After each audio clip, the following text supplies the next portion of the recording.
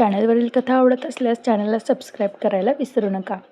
लंडनमधील नोकरीची ऑफर असलेला ईमेल वाचल्यानंतर बराच वेळ नमिता आपल्या खुर्चीत शांत बसून राहिली. तिच्या आयुष्यातील हा सर्वात मोठा क्षण होता. काही वर्षांपूर्वी जिच्या इंग्रजी बोलण्यावर टीका केली जात होती, तिच्या क्षमतेवर प्रश्नचिन्ह उभं केलं जात होतं, त्याच नमिताला आज जगातील नामांकित कंपनी वरिष्ठ नेतृत्वाच्या पदासाठी लंडनला बोलवत होती. तिच्या डोळ्यांसमोर संपूर्ण संघर्षाचा प्रवास तरळून गेला. अपमान, अश्रू, एकटेपणा, अभ्यासासाठी केलेली मेहनत, रात्रभर जागून पूर्ण केलेले प्रोजेक्ट्स, विमल आणि विजय यांनी दिलेला आधार आणि स्वतःवर ठेवलेला विश्वास. त्या क्षणी तिला जाणवलं की आयुष्यातील प्रत्येक जखम तिला अधिक मजबूत बनवत गेली होती. संध्याकाळी तिने ही बातमी सर्वप्रथम विमल आणि विजय यांना सांगितली. फोनच्या दुसऱ्या बाजूला काही क्षण शांतता होती. नंतर विमलच्या आवाजातला अभिमान स्पष्ट जाणवत होता. "बाळा, आज तू आम्हाला खूप मोठं सुख दिलंस," ती म्हणाली. विजयही भावूक झाले होते. त्यांनी नेहमीच नमिताला मुलगी मानलं होतं आणि आज तिचं यश त्यांना स्वतःच्या मुलीच्या यशासारखंच वाटत होतं. मात्र नमिताच्या मनात एक वेगळाच प्रश्न सुरू होता. ही संधी स्वीकारायची की नाही? कारण आता तिच्या आयुष्यात यश पुन्हा परत येऊ लागला होता. त्यांच्या नात्यातील तुटलेले धागे हळूहळू जुळत होते. दुसऱ्या दिवशी तिने यशला भेटायला बोलवलं. एक शांत कॅफेमध्ये दोघे समोरासमोर बसले होते. नमिताने त्याच्यासमोर ऑफर लेटर ठेवलं. यशने ते काळजीपूर्वक वाचलं. काही क्षण तो शांत राहिला. नमिताच्या मनात अनेक प्रश्न होते. पूर्वीचा यश असता तर कदाचित म्हणाला असता, नोकरीपेक्षा संसार महत्त्वाचा आहे. पण आज यश वेगळाच होता. त्याने कागद खाली ठेवला, तिच्याकडे पाहिलं आणि हसत म्हणाला, "ही संधी तू नक्की स्वीकारायला पाहिजे." नमिता थोडी आश्चर्यचकितच झाली. "मग आपलं काय?" तिने विचारलं. यशने तिचा हात हलकेच हातात घेतला. "आपलं नातं जर खरं असेल तर ते कोणत्याही देशात टिकेन. मी यावेळी तुझ्या स्वप्नांच्या आड येणार नाही, उलट तुझ्यासोबत उभा राहीन." त्या शब्दांनी नमिताच्या डोळ्यात अश्रू आले. कारण तिला पहिल्यांदाच जाणवलं की यश फक्त बदलला नव्हता तर खऱ्या अर्थाने परिपक्व झाला होता. पुढील काही दिवस दोघांनी अनेक गोष्टींवरती चर्चा केली. यशने स्वतःसाठीही लंडनमध्ये संधी शोधण्यास सुरुवात केली. त्याच्या अनुभवामुळे आणि नेतृत्व गुणांमुळे काही नामांकित कंपन्यांनी त्याच्यात रस दाखवला. काही मुलाखतीनंतर त्यालाही एक उत्कृष्ट पदाची ऑफर मिळाली. ही बातमी ऐकून नमिताचा आनंद गगनात मावेनासा झाला. काही वर्षांपूर्वी ज्या नात्याचा शेवट घटस्फोटाच्या उंबरठ्यावर येऊन ठेपला होता, तेच नातं आज एकमेकांना स्वप्नांचा आधार देत पुढे जात होतं. या काळात विमल आणि विजय यांनीही दोघांनाही खूप साथ दिली. त्यांनी कधीही नमितावर दबाव आणला नाही. उलट तिला नेहमी स्वतःच्या पायावर उभं राहण्यासाठी प्रोत्साहन दिलं. यशही आता त्यांच्या प्रत्येक शब्दाचा आदर करू लागला होता. एके दिवशी संपूर्ण कुटुंब एकत्र बसलं होतं. वातावरणात आनंदाचं होतं. तेव्हा यश अचानक उठला आणि नमितासमोर आला. त्याच्या हातात एक छोटीशी अंगठी होती. सर्वजण आश्चर्याने त्याच्याकडे पाहू लागले.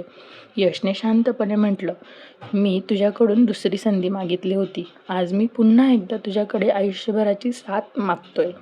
यावेळी पती म्हणून नाही, तर तुझा सर्वात चांगला मित्र, साथीदार आणि आधार बनून." नमिताच्या डोळ्यात अश्रू चमकले. तिने क्षणभर विमल आणि विजय यांच्याकडे पाहिलं. त्यांच्या चेहऱ्यावर समाधानाचं हसू होतं.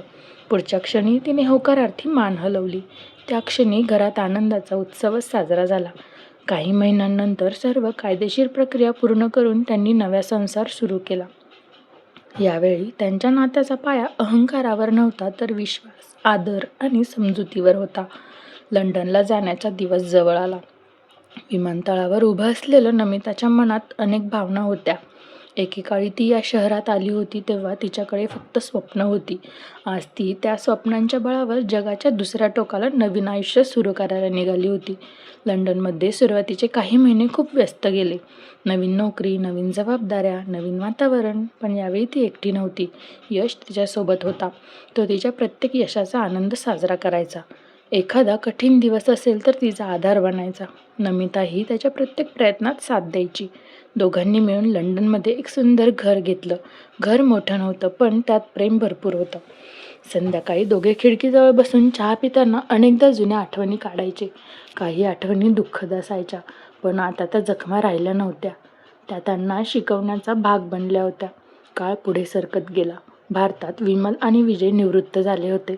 निवृत्तीनंतर ते दोघे एकटे राहणार हे यश आणि नमिताला मान्य नव्हते. त्यांनी अनेकदा आग्रह केला आणि शेवटी दोघांनीही लंडनला येण्यास होकार दिला. विमानतळावर त्यांचं स्वागत करताना नमिता आणि यश दोघेही भावूक झाले होते. एकेकाळी ज्या सासू-सासऱ्यांनी तिच्यावर मुलीसारखं प्रेम केलं होतं, ते आता तिच्यासोबत कायम राहणार होते. घरात पुन्हा एकदा हशा, गप्पा आणि आनंद भरून गेला.